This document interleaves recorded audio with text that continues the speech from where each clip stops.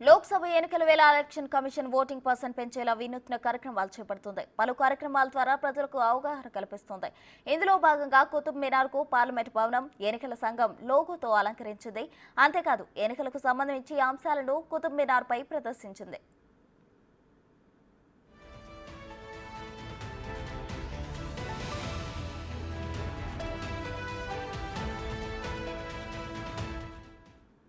ఇప్పటికే దేశంలో 2 విడతల్లో పోలింగ్ ముగిసింది. ఇంకా మరో 5 విడతలు ఉన్నాయి.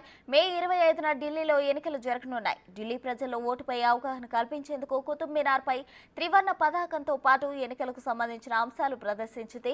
దానికి సంబంధించిన వీడియోను ఎక్స్ వేదికగా పోస్ట్ చేసింది. ప్రస్తుతం ఈ వీడియో వైరల్ అవుతుంది.